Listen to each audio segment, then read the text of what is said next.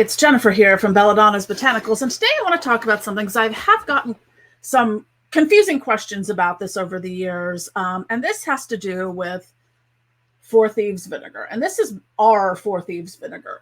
There are, and I will get into a little bit of the history of it and talk about different things. There are a lot of variations on the recipe, and depending on that, I get things where people are like, oh, so I'm taking a teaspoon of this a day internally, or can I use this on the salad? Stuff like that. Hold up a sec. Hold up. Because not all Four Thieves is meant to be consumed, taken internally, or ingested. It really depends upon the ingredients, and they can vary wildly. Now, I was curious this. I'm like, who's out here telling people to drink the freaking Four Thieves? And dear Lord, I hope they're not drinking the Florida water too, since it has water in the title. It's kind of boozy. Very floral too. Would not taste good. So there are different methods to make these things. So what I want to talk about first is what I do for mine. I've made this now for about 4 years, I think. Almost 5. So with Four Thieves, traditionally it is made, I believe, with there are variations of it, but I think most people make it with apple cider vinegar with the mother in it. I cannot stand apple cider vinegar. The smell makes me nauseous and like I'm going to throw up. Like I start gagging when I smell apple cider vinegar. No way in hell I was going to use apple cider vinegar. I use red wine vinegar for mine, because I prefer that.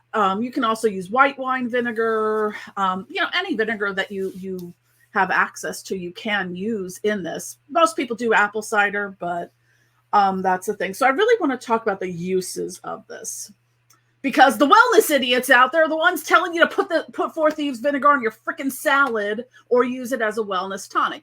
Now, you can do this. I just wouldn't go willy-nilly buying, to a website and buying Four Thieves and putting it on your salad. Now, I do include, it's very tiny, but it is on there, the ingredients that are on here. Of the ingredients that are on here, that includes wormwood and rue, because this is a spiritual cleansing product. This is not a wellness tonic or meant for human consumption. Dear Lord, wellness people, y'all are killing me. So I do want to make one little caveat here, as far as, because doing a little bit of research on Four Thieves can be daunting, because the Young Living, the MLM essential oils cult, has their Thieves oil and Thieves products.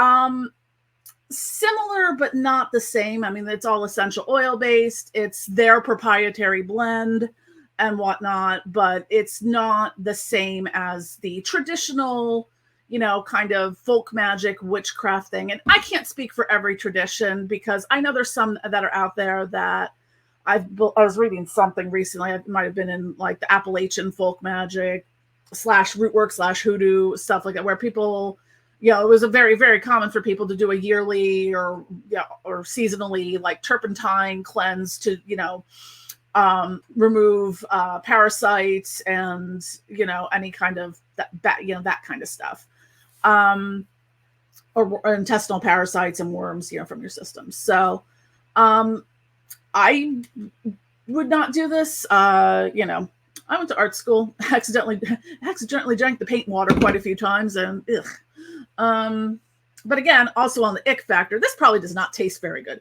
It's very peppery, very garlicky. And, wormwood and rue are very bitter. So, yeah, sure, you're probably cleaning out your intestinal tract, but, having a healthy gut flora and microbiome in your digestive system, unless you really know what you're doing, you don't want to flush all that out, because you're not only going to flush out the bad stuff, but you're also going to flush out the healthy, beneficial, good stuff and end up with a lot of imbalances. So, if you're going to use Four Thieves as a, ingestible tonic or a fucking salad dressing, I'm sorry, it's just really bizarre to me. I would either make it myself or make sure when I'm buying it that it's meant for that. This is not made to be for human consumption. It's a cleanser. Sure, you can. I know some people put a little bit of Four Thieves vinegar, like a capful or a teaspoon or something, in their bath for banishing, cleansing, that sort of thing. And that's fine. Just you want to make sure a couple things there. A, you're not pregnant or nursing, because rue and wormwood are not so great actually for that. And I don't want to, can't say too much without getting shadow banned. So that's something to consider. And you also want to make sure, because if you have like sensitive skin or open sores or cuts, getting a lot of peppery stuff in there and vinegar is not going to be a great feeling for you. So, this Four Thieves is made to be something I prefer Florida water. I think that's just because I don't like the smell of vinegar that much. So I honestly don't use Four Thieves that much. I've used it in like sour jars or stuff like that before. Like I would tend to use it more in like jar spells, but there's a big difference in using something for witchcraft purposes and wellness, health, tonic things. I mean, I would say ingest at your own risk. I mean, like I feel like half my job is telling people don't stick things up there, in there, down there, and no, don't eat that. It's basically, running the business is often a lot like being a kindergarten teacher, being glib about it. I'm just being freaking honest, because I'm like, no, little Johnny, please don't put that in your booty hole. No, Sally, that don't go in your hoo-ha. So let's talk a little more about Four Thieves. So Four Thieves is something, vinegar. This dates back to, according to the lore, and I have to say that my best, like Sam Winchester in my mind voice, according to the lore. Four Thieves vinegar dates back to the medieval times during the bubonic plague. Why it's called Four Thieves is that the legend purports that these thieves would douse themselves in this concoction of vinegar and herbs to protect themselves from the plague as they were stealing from the dead and dying.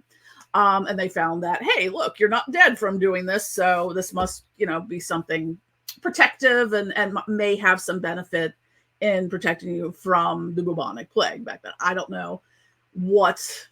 It's legend, it's lore. I, can either confirm or deny any validity of this. Just wanted to add a little aside here on the historical lore part of Four Thieves vinegar.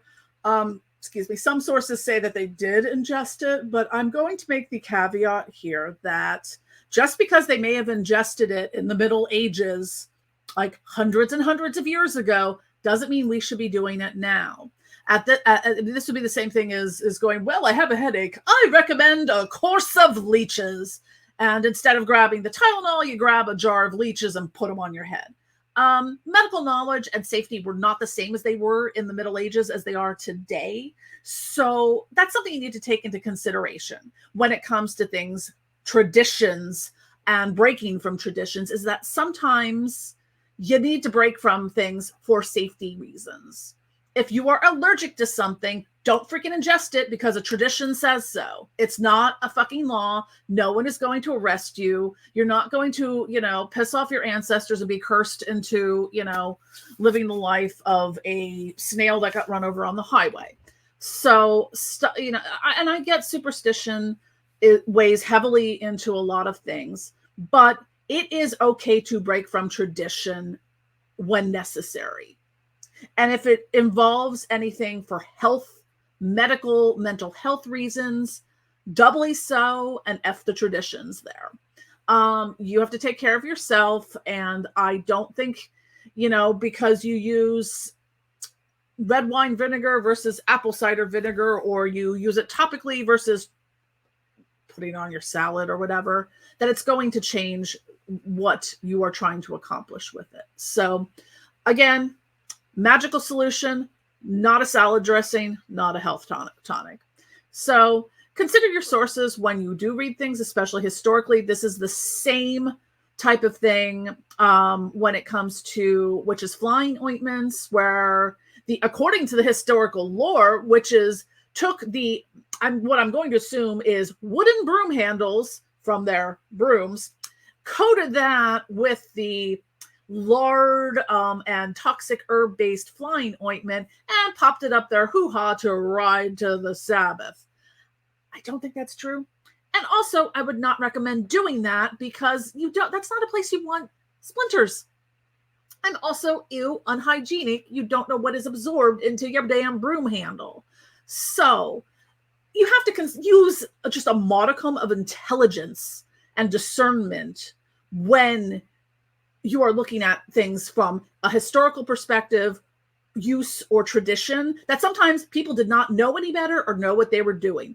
We do not have that excuse now. We have all the resources at our hands. You can look up and see what all the safety precautions are for any herb or essential oil that are out there.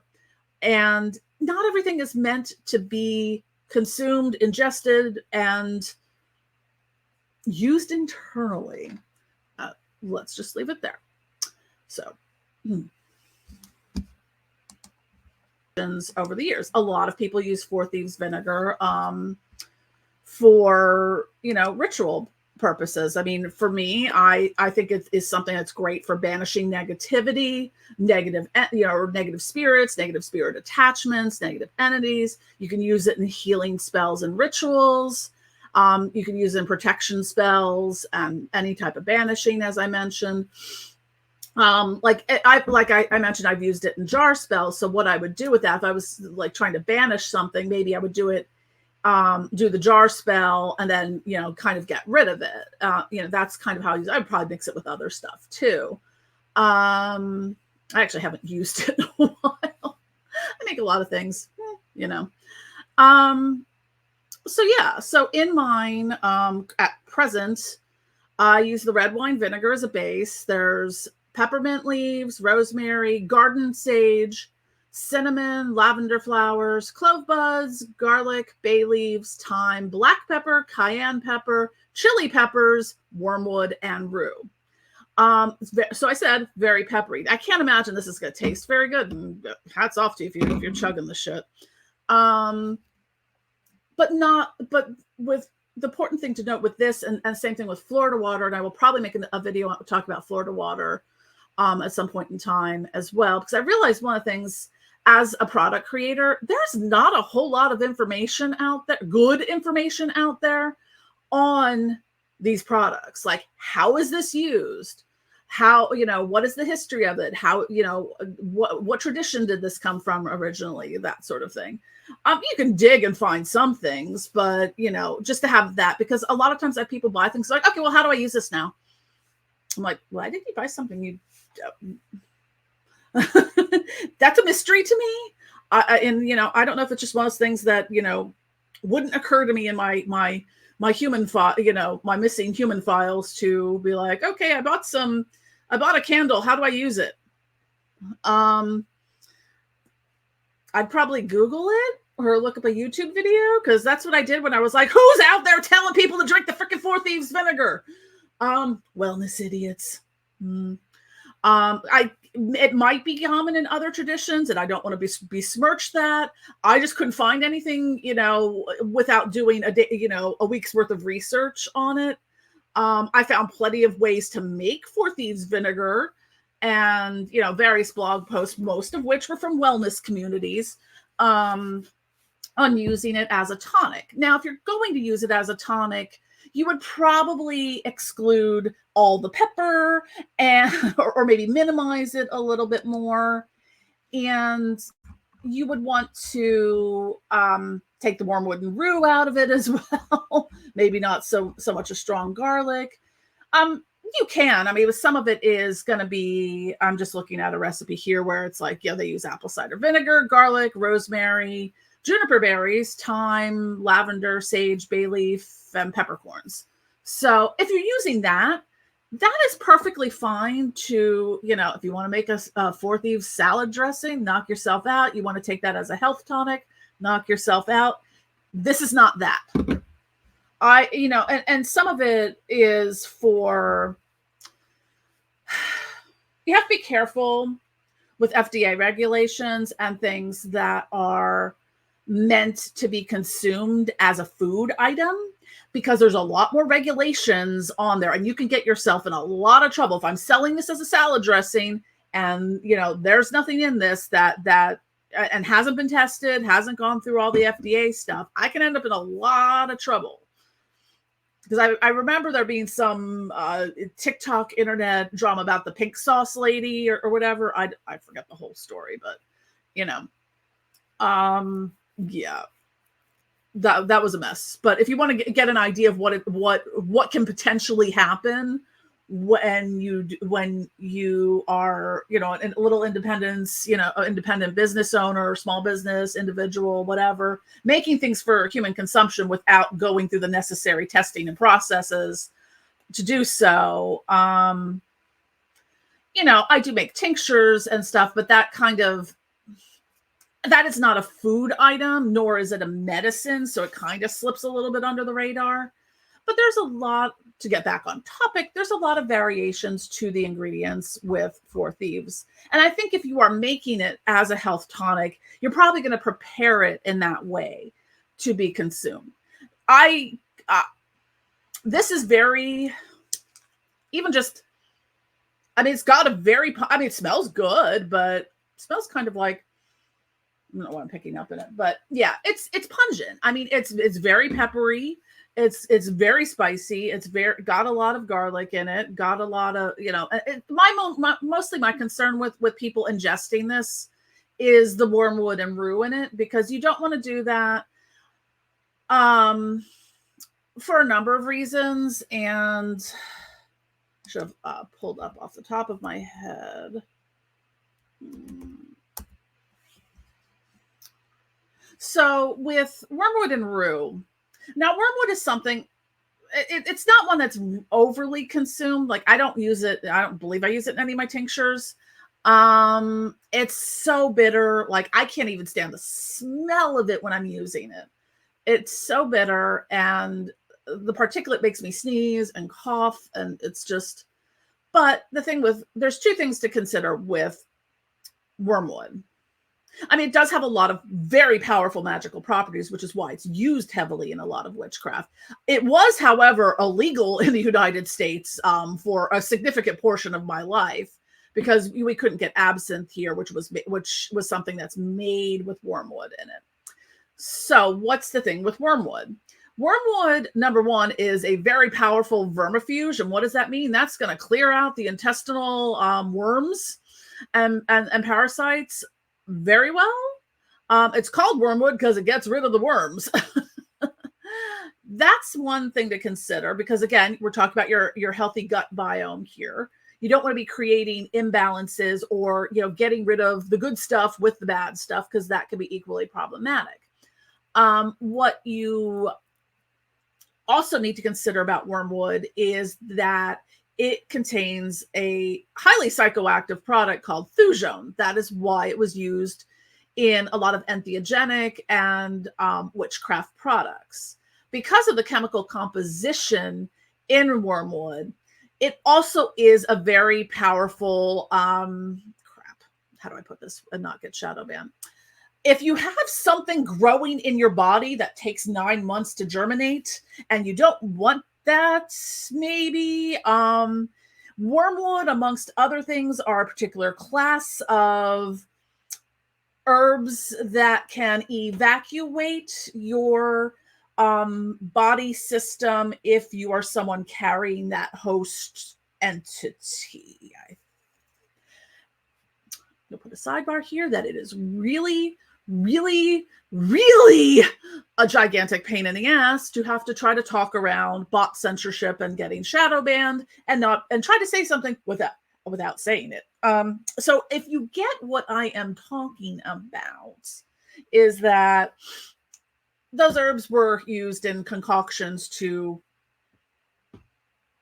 cause things to evacuate the body. Because I believe wormwood is also what they call an emmenagogue, which is something that would help if you have a menstrual cycle. I don't. So that would help it start to go away, to get rid of that. So hopefully I've explained that. Also, both wormwood, I believe both wormwood and rue fall into that category, and are or can be fetotoxic if you are pregnant.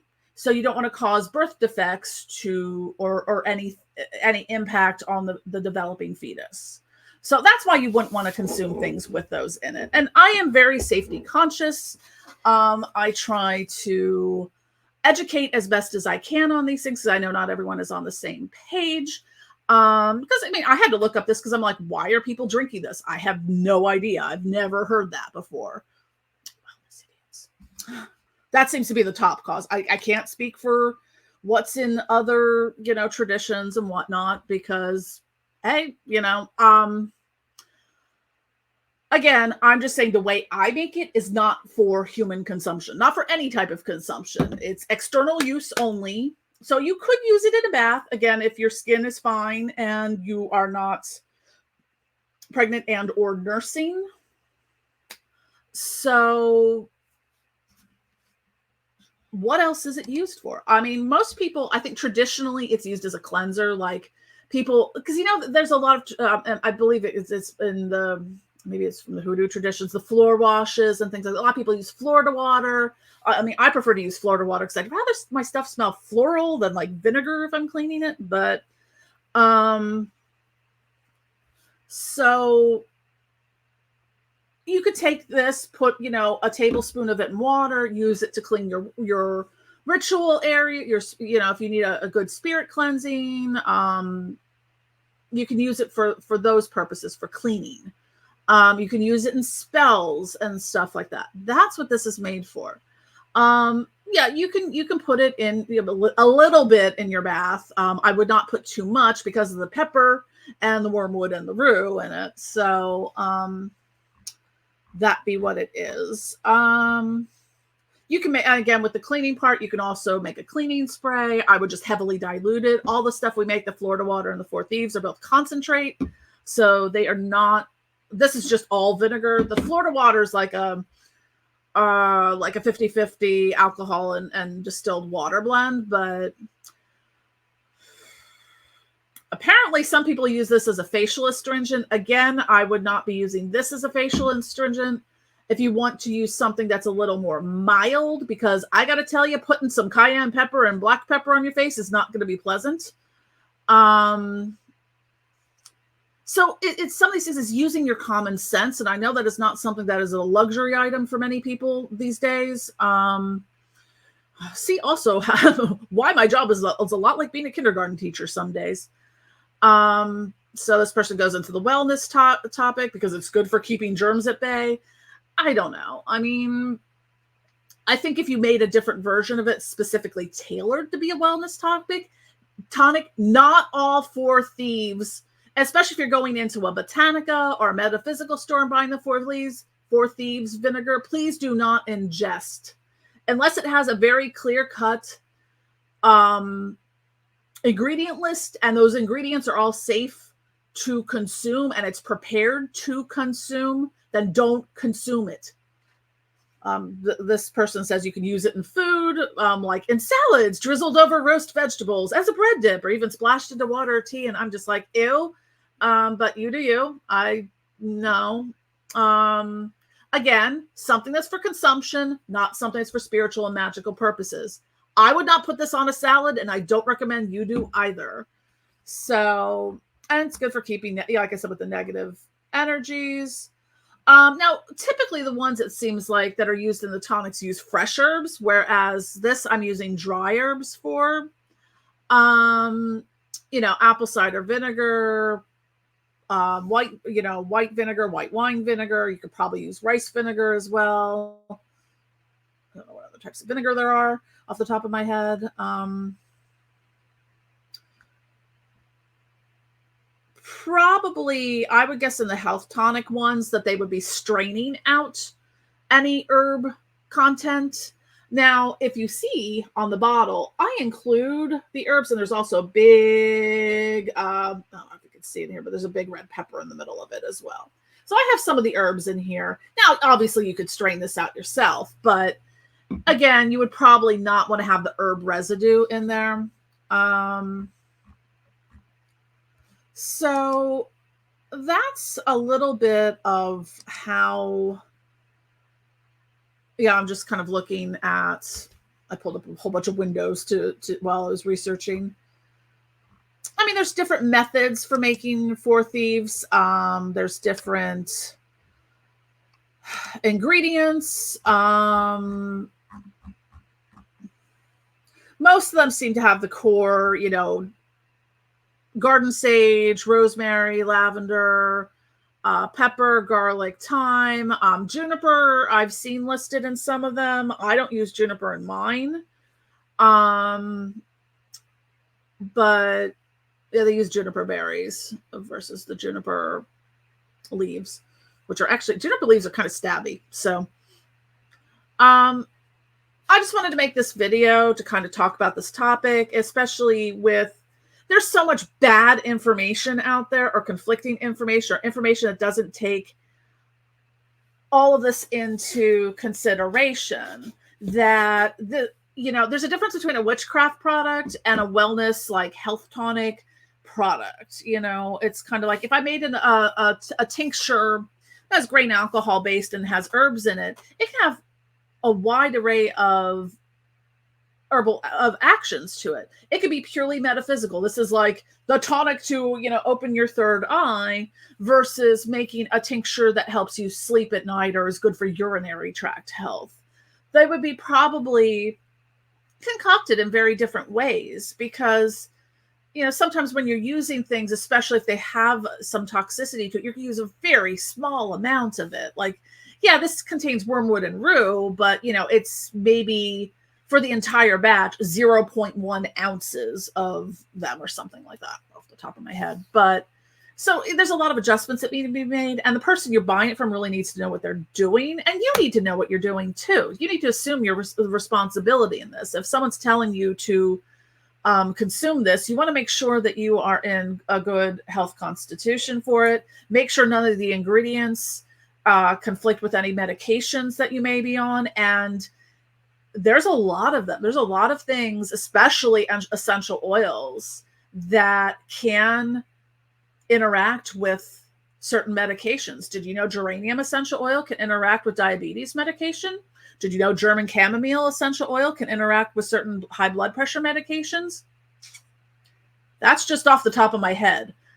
I've taken entire classes on that information. So that type of thing. So anyways, I'm a very safety conscious person, which might seem erotic considering I'm a poison path witch as well. And I work with all sorts of toxic herbs and plants all the time. It's about knowing, it's about knowledge, it's about balance, it's about knowing what you're doing, and understanding how things are used historically. Like when I was first making my Four Thieves vinegar, when it was 4 or 5 years ago, I made it for this purpose. I did not make this to be ingested. So please don't. Or if you do, you accept responsibility for it. I can only tell you from my professional opinion, don't stick this up there, in there, around there. Don't drink, whatever. People are still going to do it anyways. So, yeah, I think that's all I have on this. If you have any questions on Four Thieves, drop a comment below, and don't forget to click like and subscribe. Follow us on social media, sign up for our e-newsletter so you see all of our amazing content, because right now the algorithms suck and nothing is the views are down across the board, and a lot of people are dealing with that. So anyhow, thanks for watching, and I will talk to you again soon. Bye.